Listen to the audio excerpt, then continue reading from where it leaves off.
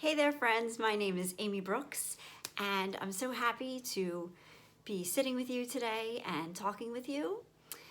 I am going to talk about something that's essential. We keep hearing about, essential businesses staying open, and I want to talk to you about hope. Hope is essential.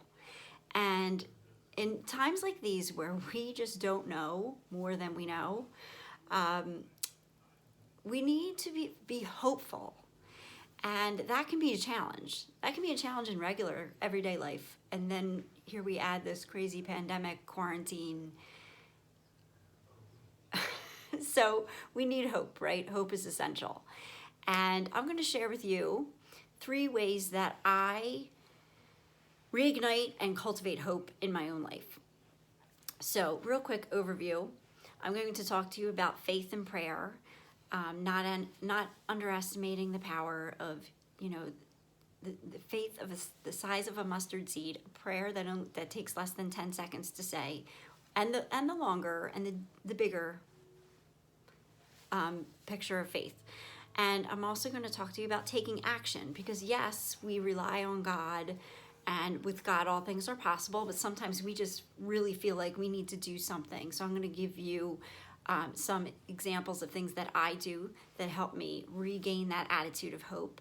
And then thirdly, I'm going to talk to you about combining your faith and taking action with prayer journaling, which has been an amazing tool and practice personally that has helped me through a lot. So you ready? Okay, number 1, how do we cultivate hope? We need to acknowledge that faith the size of a mustard seed is enough, and that prayer helps nourish hope. So a lot of times though, when we're not feeling hopeful, we just feel like, I don't want to pray.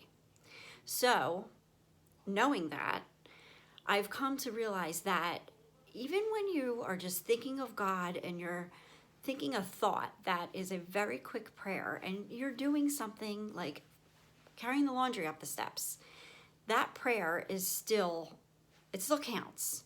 So short prayers and aspirations are still very powerful. So if you have it in you to pray a rosary, I definitely say pray a rosary. There's an amazing feeling of peace and calmness after you pray a rosary. It must be the repetition and the meditation. The rosary is an amazing tool. And yes, pray it with others, pray it out loud. But if you don't have it in you to pray the rosary, and you just say, Dear God, help me, or Dear Lord, please open all the right doors and close all the wrong ones, or Father, please send the Holy Spirit and give me wisdom, or give me energy to get through this day. These short prayers are powerful and are helpful. So I have a story to tell you.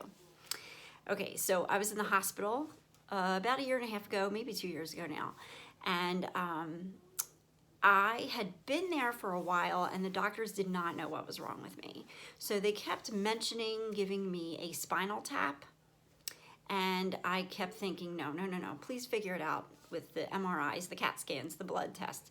But they never figured it out with all those other things. So the idea of a spinal tap came up again. So I realized if I want to know what's wrong with me, I'm going to have to get this. But I never had one before, and I was really confused. I thought that when I was signing those papers that there was a good chance that, I don't have a good chance, but there was a chance that I would never walk again, that they would hit something in my spine and that I would never walk again. So I still signed the papers because at that point, I wanted to get better, and they didn't even have a diagnosis for me.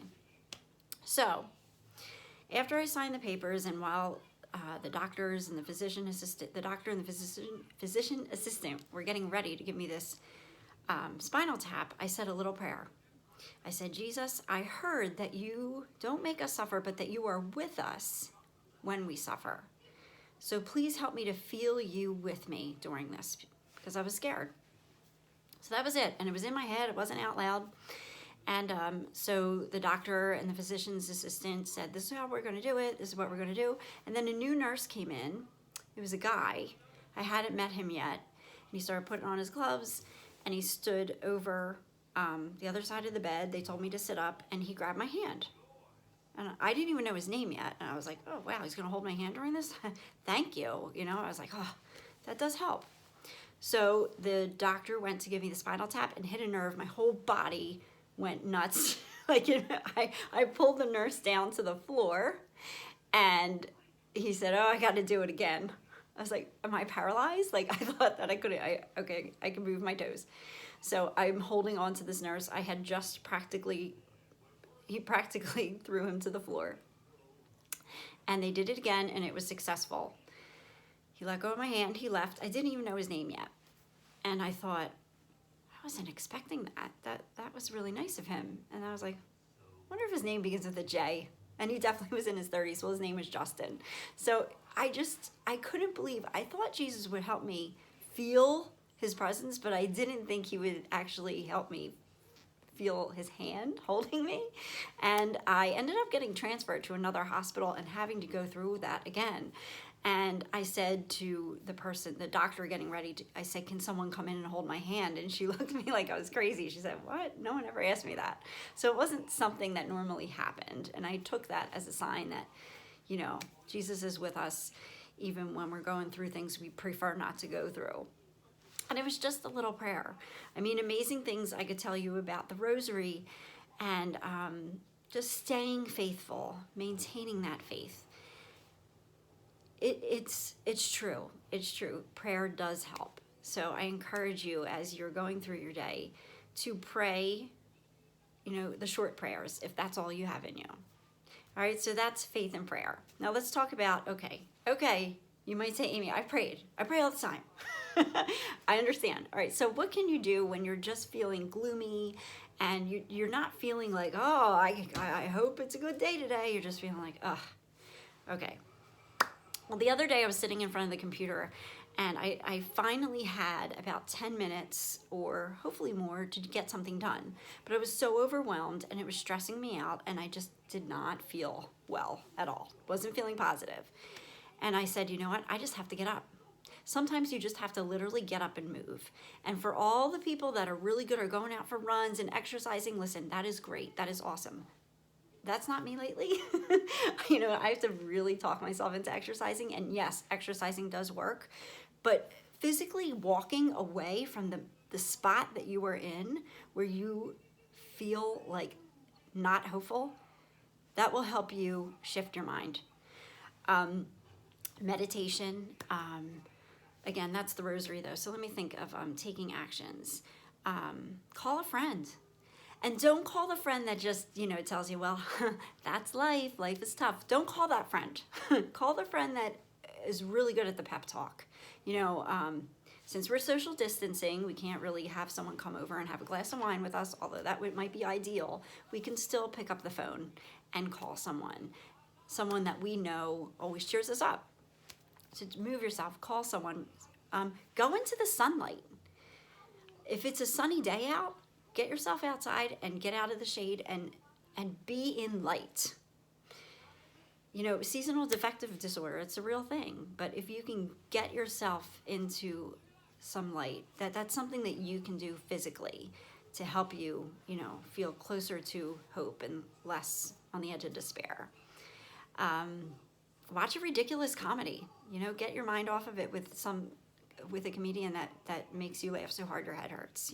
That distraction helps with pain management. Distraction also helps with when you're feeling emotional and you need to get out of your thoughts. Okay, so you can rely on faith and you can take action physically.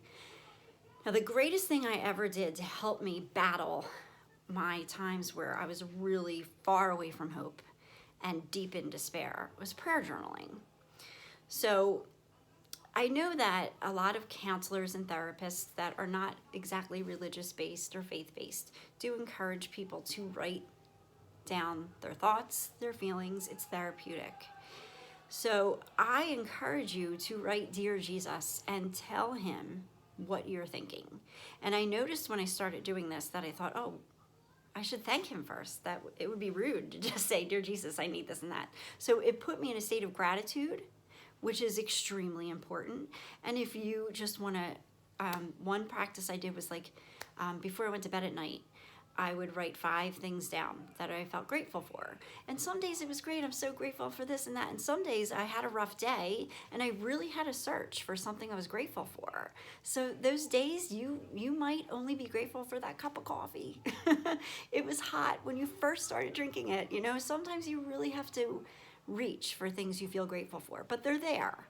So that's something to keep in your prayer journal. Express gratitude, but also pour your heart out and write, you know, how you feel. Tell the Lord, listen, I think I need, fill in the blank, to be happy, and tell him. I know I'm not the only one that did this, but before I got married, I bought a book and it said how to make someone fall in love with you. Don't judge. And it encouraged the reader to make a list of who their ideal husband or spouse would be. So I did that in my prayer journal, and I wrote 6 feet tall, good head of hair, voted conservatively, you know, every little thing. And guess what? My husband really fits that description that I wrote. When I was going through infertility, I described 3 children in detail. I have 3 children now. You know, so put all of these things in your prayer journal. Another thing with prayer journaling I find is a creative outlet. You know, you can write an inspiring quote. You can find coloring pages that are inspiring, put it in your prayer journal. Song lyrics are great. And just, I like to get out the crayons and the coloring pencils and decorate the page. It's a creative outlet. But prayer journaling, really, I really encourage you to try that. And I can give you prompts if you want to reach out to me. I can help you with that. But the best are Dear Jesus, putting a novena prayer, a holy card in there, you know, an inspiring quote, song lyrics, and what you're grateful for. Really, those things are great. And if you don't have time, I understand. So I rarely have time to prayer journal now, but I know that it's a good way to deal with the battle between hope and despair. So thank you so much for coming today and tuning in and listening. And I really, really hope that I gave you something that you can take and you know, put your head up more and know that even though we don't know when this is going to be over, this is only temporary. And that eye has not seen, ear has not heard what God has ready for those who love him. So God bless you and thank you so much. And I hope that your days are full of hope and joy. Have a good one. Bye.